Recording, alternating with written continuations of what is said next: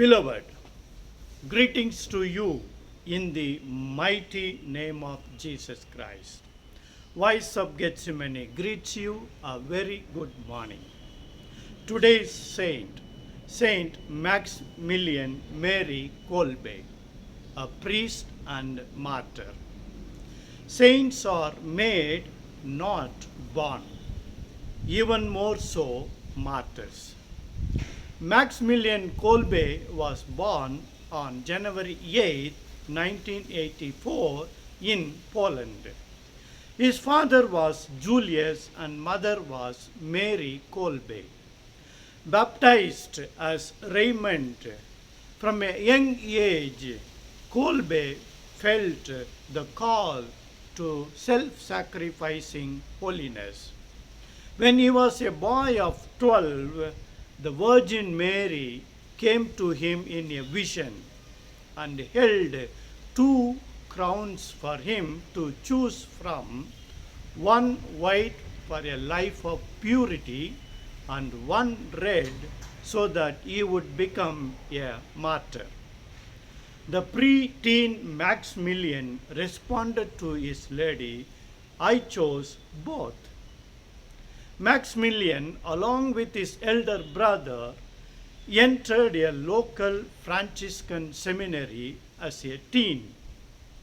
When he was just 18, his superiors sent him to study in Rome, where he earned doctorate in philosophy and theology, summa cum laude. He was ordained a priest in 1919 and the next year returned to the new post-World War I country of Poland. For the next 20 plus years, Father Maximilian powered his way through life. He taught in a Franciscan seminary. He started an immense publishing house which printed devotional materials prompting the Army of the Immaculate. He founded a new Franciscan monastery which rapidly grew into one of the largest in Poland. And in 1930, he became a missionary to the Far East. He went to China, had little success, and so he went to Japan, where he founded a monastery near Nagasaki. He also started a publishing house in India. In 1936, he returned to Poland due to ill health, but he did not stop. He continued to manage various Marian publications which were widely circulated and even procured a radio license and began broadcasting from his own monastery radio station. As he immersed himself in the thousands of details of these varied apostolates, Father Kolbe maintained a disciplined life of prayer, mortification, and daily Mass. After the Germans invaded Poland in September 1939, Kolbe's apostles were constrained. He organized a hospital at the monastery and along with the reduced community of brothers gave shelter to refugees, including about 2,000 Jews. He was arrested by the Germans in 1939 and held for almost 3 months.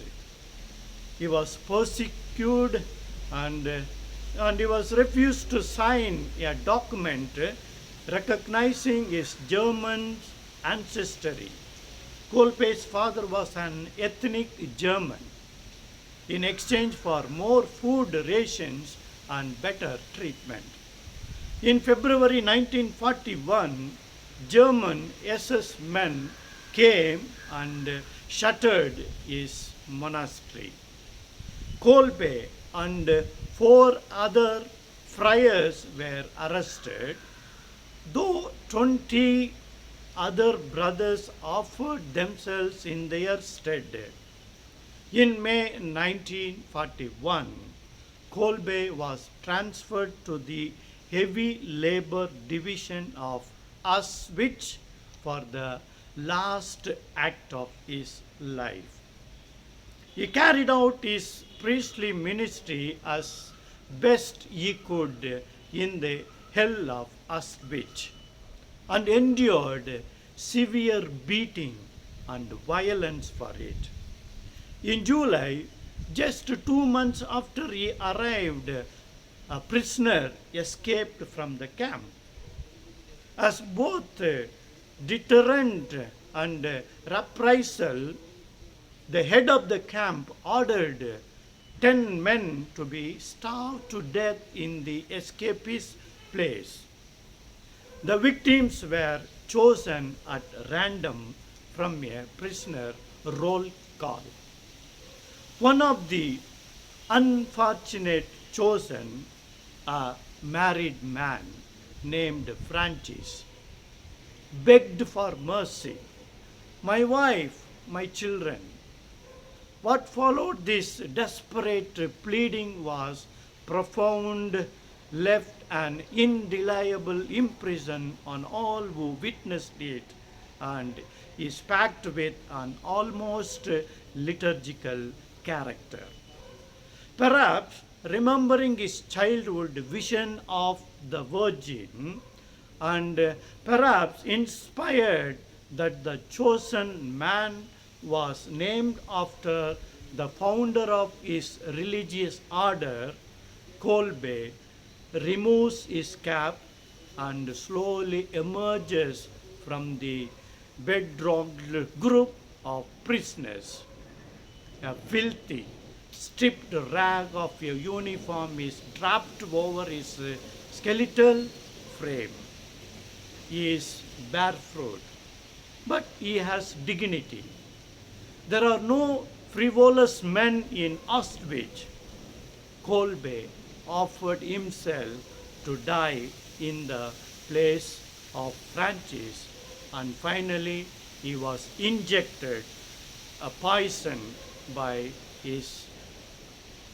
the cell prisoners, and he gave up his life.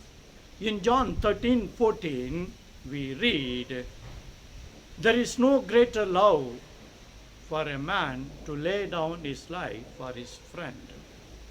And Maximilian Marie Kolbe exactly did. I had the chance to serve in prisons along with the Prison Ministry India for few years. I know very well the plight of the prisoners, the psychological, the physical torment that they go through. Now, all these prisoners need our prayer. Maximilian Marie Kolbe is the patron saint of PMI. Let us remember as we celebrate his feast day all those who voluntarily serving PMI. May God touch and bless their ministry. Let's also pray for all the prisoners around the world. May God give strength and courage to them to accept the situation in which they are, and may they also experience that they are not alone, but God is with them. Let this be our prayer as we celebrate this great saint today. May the Sacred Heart of Jesus be loved everywhere. Praise the Lord. Ave Maria. Thank you.